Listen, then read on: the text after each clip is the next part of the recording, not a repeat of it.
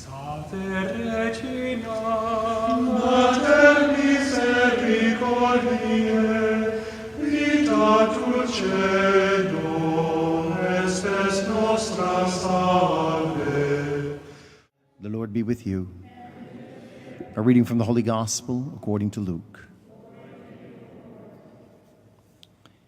Jesus said to his disciples, "The Son of Man must suffer greatly and be rejected by the elders, the chief priests, and the scribes, and be killed on the third day, be raised."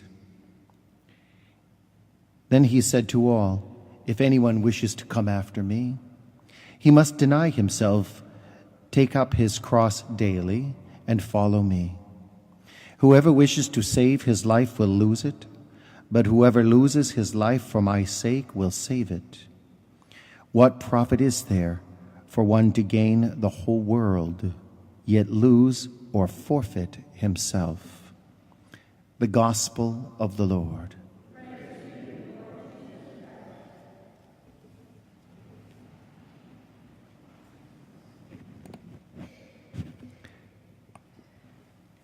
People talk about distractions in prayer, and this morning the scriptures made me think about distractions in life.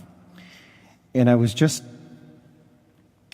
thinking about a number of the detours in life that I took that did not always end well, but thank God, through the mercy of God, I was able to find my way back. And I don't have to get into all those details. That's been settled a long time ago with my confessor. But it makes you wonder. You see, to think about these detours and distractions we might experience in life, and how can this be avoided? In the book of Deuteronomy, Moses has received the 10 Commandments, and he's telling people that God gave him commandments, and he says, if we follow these, we're going to live. And when you read it, it feels like almost God is saying, if you don't do this, I'm going to get you. But what's really going on here is a loving father is saying, kids, I think I know how to do this. And if you want to pay attention and follow my way, everything will be fine. And then you see the trek through the desert for the people of Israel becomes a back and forth of them losing their way because they forgot to talk to Daddy and listen to him, and then him bringing them back. And they go through a number of detours and tax his patience, and he always brings them back, and finally they do get to the promised land. How do we avoid this? Lent for us becomes the reminder that our faith, our commitment to Christ, is not something that just happens on Sunday or when we're in the hospital dying of cancer or a heart attack and we need to talk to a priest. But Jesus says, take up the cross daily.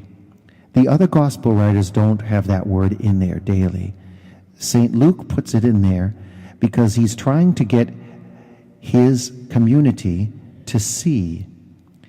He's trying to pass on the wisdom of Jesus, who said, this is something that is happening on a daily basis, where you follow me daily, every day. As the saying goes, one day at a time. Or the alcoholics have a great term for this. They say, do the next right thing.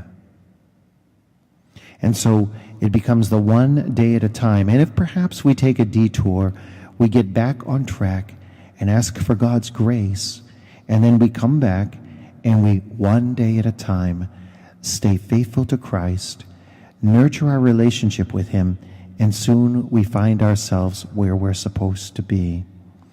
We can't see the journey in its completion, at least not right now. But if we follow the journey, if we follow Christ one day at a time, staying close to him and following his ways, then we find ourselves exactly where we're supposed to be. Regina Celi, letare, alleluia, Vota